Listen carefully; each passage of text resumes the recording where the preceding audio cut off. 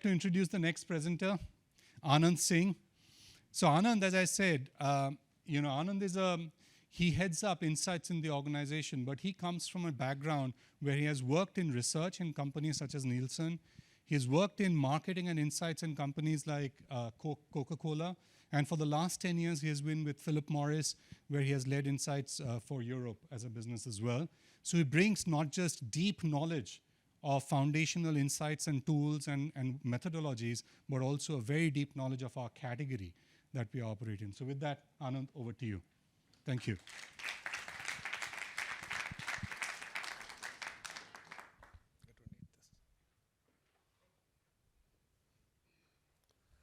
Thank you, Andy. Thank you, Andy, for the very nice introduction. And thanks all for being with us here today in person, and those of you who are joining us virtually. So, before I start my presentation, I just wanted to share a bit of self-reflection with all of you. So, last night I was flipping through my slides, and if you allow me a bit of an exaggeration, I thought I'm the luckiest guy in terms of insights. I have the best job in insights in the world, and I'll tell you why.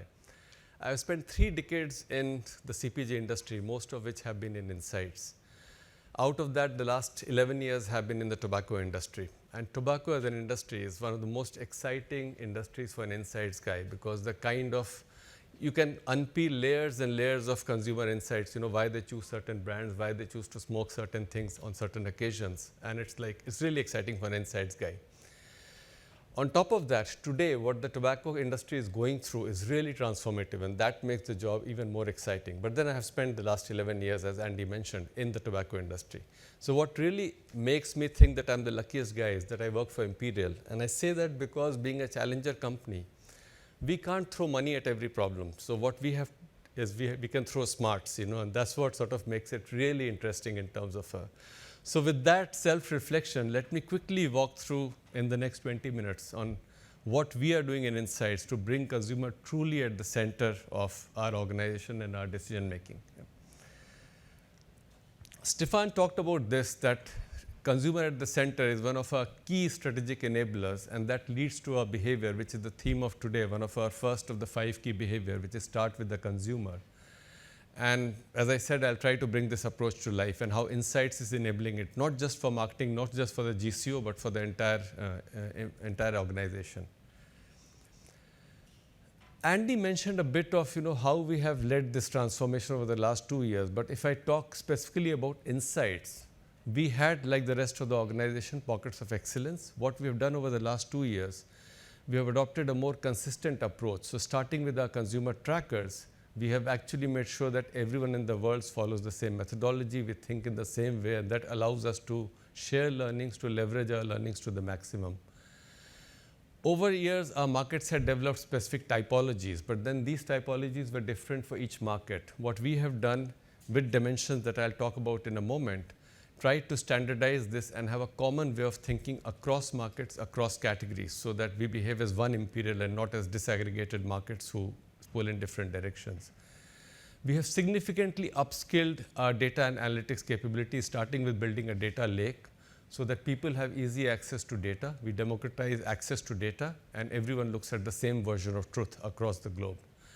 And finally, coming back to our theme of today, in our category, it's very easy to look over our shoulders and be obsessed with what competition is doing. And that is because of the regulatory and the competitive environment in our industry.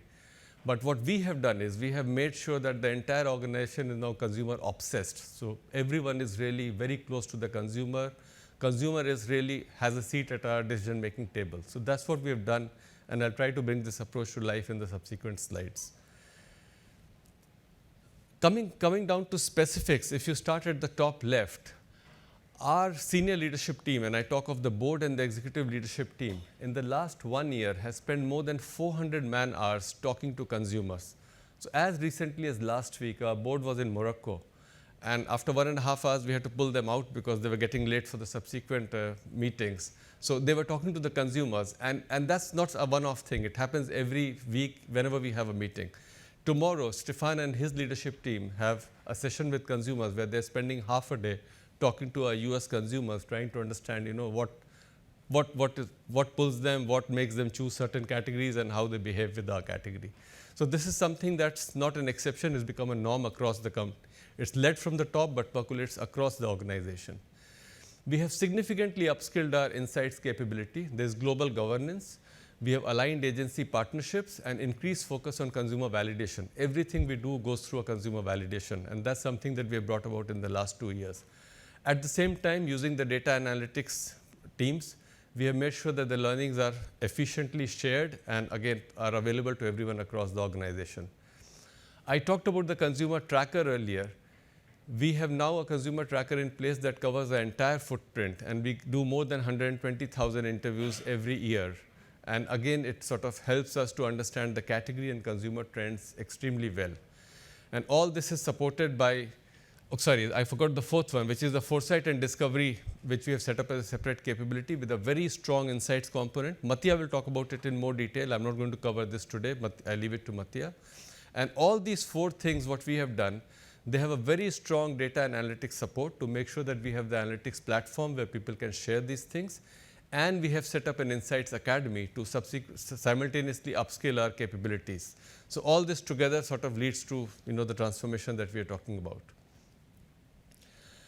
Today I wanted to cover one of the things in more detail, which Andy and Stefan both referenced earlier, which is Dimensions, which is our demand spaces program. But what I thought is, before I get into the data and the details of Dimensions, why don't we get some consumers on stage and actually give you a flavor of what our consumers think and what they go through and how they make our consumer choices. So with that, I would like to invite Adrian, Kim, Eric, and we have Carl. Yeah, please join us. How did this go? Do you need 4? There are 4 there.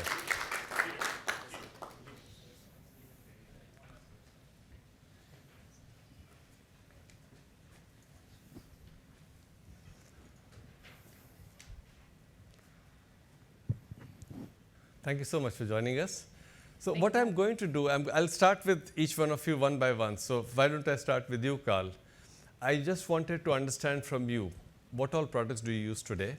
And a bit about your tobacco journey. And what did you start with? And over the years, how has it transformed, especially in the recent years? I mean, I don't want to go back 20 years or whatever your age is. But recently, how has it changed? Yeah, so what do you smoke today? And what do you use today? So today, I've transitioned to using vapes, just for the discreet nature of it.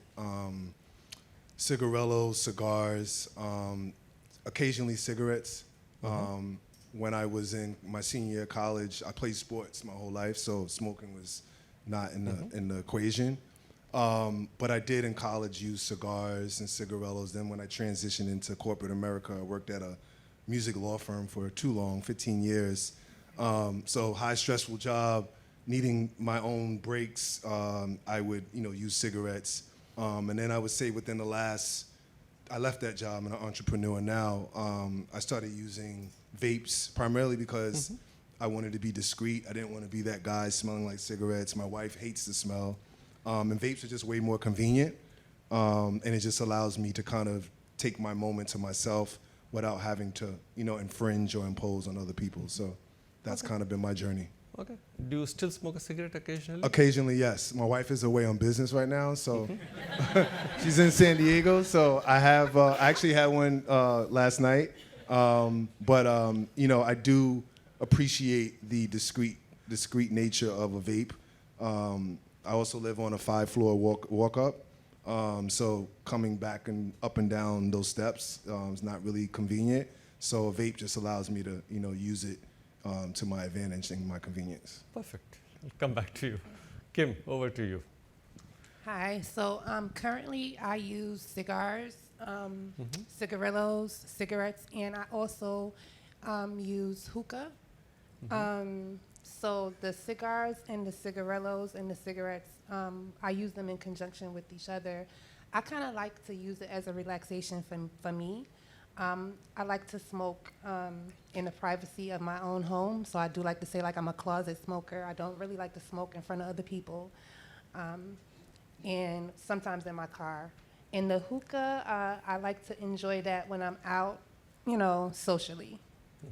Okay, so when you're alone, it's more cigarettes and cigars, and in a social moment, it's more hookah, right? Yes, and it's like a relaxation as far as the cigarettes and the cigars, at the end of the day or whatever the case may be. And I do manipulate them with cannabis, honestly, so yeah. Okay, I did not hear that, so let me move to Eric. Eric. Hi. Yeah, I started with cigarettes. I vape, and I is based on basically the environment and the situation. When I wake up in the morning, I gotta have a cigarette, and there's a lot of regulations, obviously, in New York City. Most apartment buildings are smoke-free, so if I go out of my building and away from it to have my first cigarette of the day, that's how I like to start the day. But yes, with vapes, it is good for being or when I'm hanging out with my friends that don't smoke. So I, have a vape with them.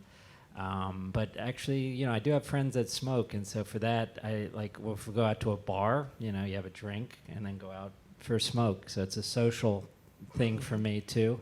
But yeah, vaping is good because it is more discreet. You can get away with it, even though some buildings are like, oh, you're not supposed to do it indoors. You could still, if you're discreet, you can get away with it a little bit. And so it's just easier in a lot of situations, especially in New York with all the regulations, to just have a vape with you and smoke that way. Yeah. So I'm really interested in one thing. You said first thing in the morning you smoke a cigarette, right? But you also Yes. vapor. Yeah. So instead of going all the way out of your building, why don't you just vape inside I just your like house? the cigarette. I just like it. It's like something. It's a ritual. I think that I've been doing it for so long, and it's just how I wake up in the morning. So it's Yeah. not just the product; it's also the ritual. That's It's also the important to you. ritual. Yeah, the ritual, morning ritual. Perfect. Adrian. Hi, everybody. I say my smoking journey started with cigarettes, cigarillos, and cigars. I usually smoke at home. I don't smoke during the daytime at work, just because I don't want to smell like it. And it seems like when you get on the elevator with people, they're like, "Oh, you smoke, huh?" So I didn't really want to hear that anymore. And smoking is a private thing for me, so it's usually done in a social setting too, but it's with people I know. I haven't really ventured over to anything else because I kind of like the hand to motion when it comes to tobacco and cigars, and the fragrance also is what I like. So that's how I intake my tobacco. Okay, so if I summarize, what I heard is for some of you, ritual is important. You mentioned the hand-to-mouth motion, right? You mentioned the ritual about cigarettes. In terms of satisfaction, because most of you smoke more than one category, smoke or use more than one category, is there any difference in terms of satisfaction, both the product as well as the social part, how you're seen? Definitely a difference. For me personally, the cigarette, I like to use the cigarettes after the cigar, the cigarillo, and it kind of, for lack of a better terminology, takes the edge off. I don't know how to really other way to explain it. And then the hookah is like, high energy, when I'm in that type of setting. So it's a different type of feeling. So basically, depending on the moment, depending on the context, you use different products, right? Definitely, yes. Okay. Adrian, I see you shaking your head. So would you like to add to it? Yeah, usually at home, I indulge more in cigars. And usually when I'm out with friends, if I want to bum a cigarette, like I really need one, I'll do that because normally people don't have the cigars I smoke on hand. So that's when certain times I have to switch up which kind of tobacco I'm going to indulge in. Carl, anything you would like to add? I mean, it really depends on the social setting and the Right. people I'm around. Again, I don't want to be that guy. So if my friends or my colleagues are smokers, cigarette smokers, then I'll engage. But the vape is just something that's become part of me because I can be discreet and not infringe or impose on people's space. So really depends on the social setting. If I'm having a drink, sometimes a cigarette is what I yearn for more. But again, I'm conscious of the perception. So therefore, I always have my vape on me just to make sure that if I do have the urge, I can, resort to that as opposed to the cigarette itself. But it really depends on the social setting and the people I'm around. Perfect. See, I can go all day long. We do this every week because I talked about the Consumer Connect program. We actually, every week, we have a few consumers who sort of either virtually or in person come and talk to a few of us. but I'm conscious that we are perhaps running out of time. So Peter, do we have time for, we just move on. Okay. So thank you guys. Thank you so much. Thank you. Thank you. I thought I'll open to the floor and perhaps some of you could ask them some questions, but I think we'll spend the whole day doing this if I go with that. So thank you so much, Carl. problem. Thank you.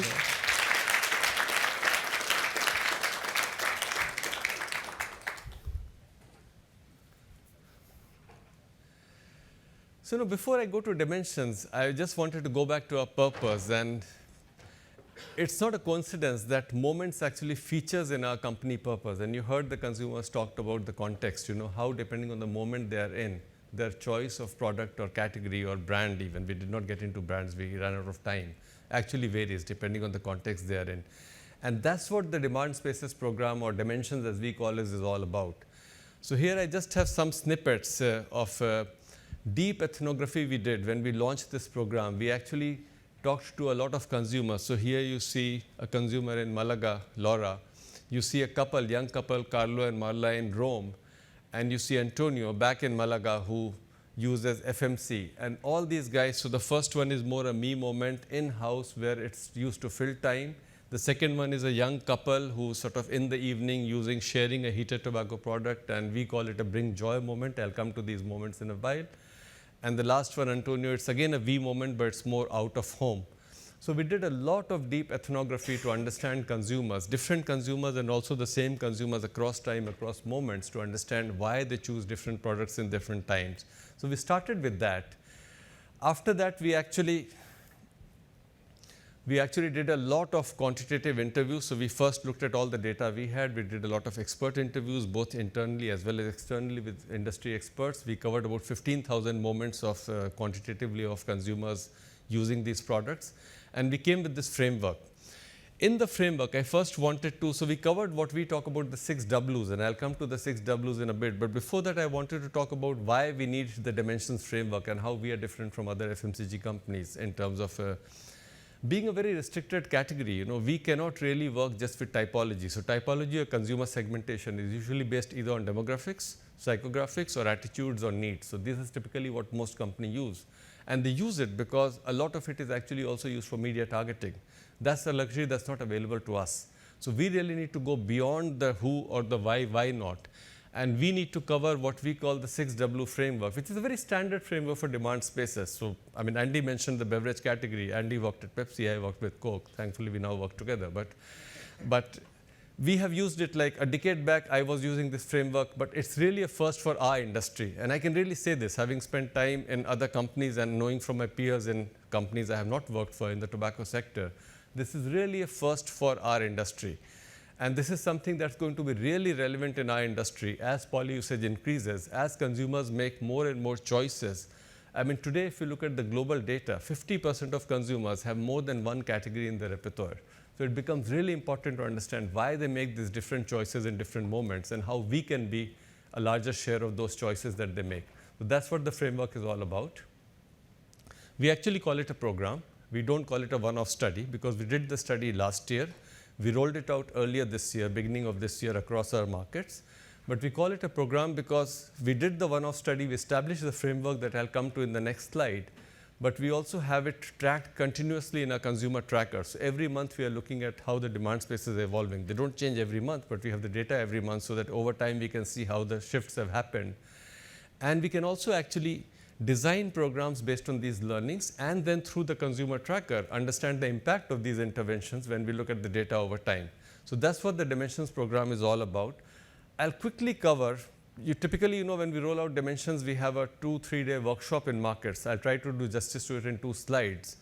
So this is what the Demand Spaces program is all about. So we have got 9 demand spaces, as we call them.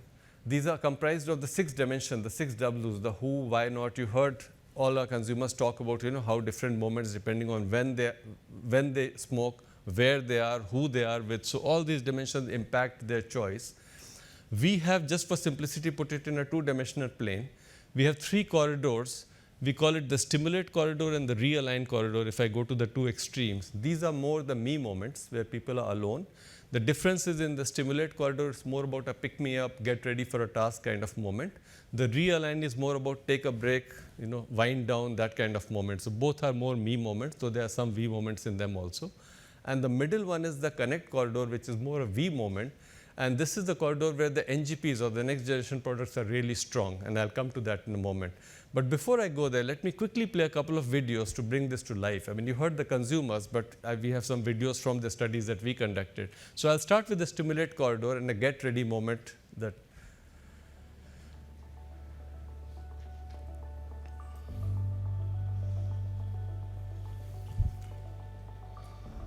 Me fumo un cigarro por la mañana porque me ayuda a planificar el día.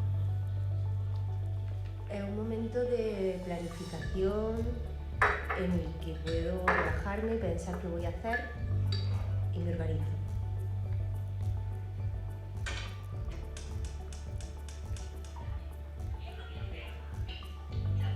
Normalmente me fumo un cigarro por la mañana porque me ayuda a pensar en lo que tengo que hacer durante el día y esos 5 minutos de fumarme el cigarro pues me planifico y pienso en las cosas que tengo que hacer.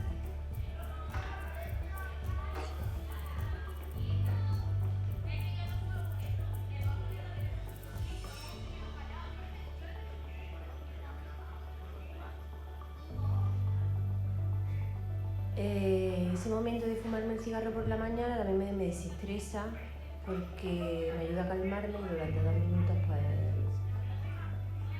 me quito el estrés de lo que tengo que hacer.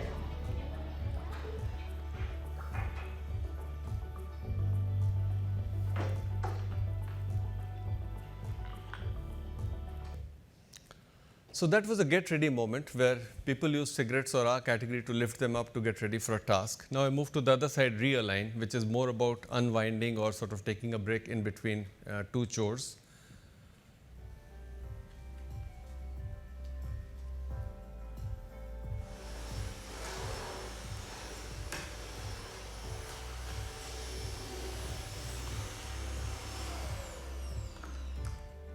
When I pause to smoke, it's usually because I really feel that I need a moment to myself in the day and just a bit of time, 10 minutes out of my normal stress and running around and getting jobs done, and just some time to really spend on myself.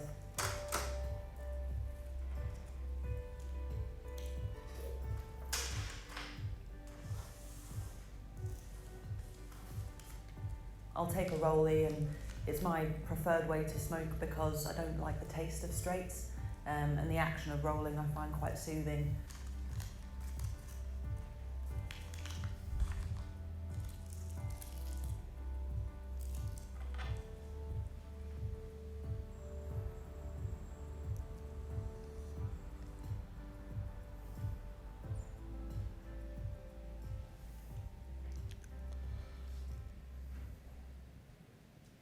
So that was a quick peek into 2 of our 9 demand spaces, which are the 2 corridors, stimulate and realign. Now I'll move to the middle corridor, which is the connect corridor. But before I get into details of that, just wanted to share one surprise for us. When we launched the study, our going-in hypothesis was that across markets, the demand spaces will be very different. And we were really surprised when we got the findings back that give or take a couple of percentage points, the demand spaces were actually exactly the same across all our markets.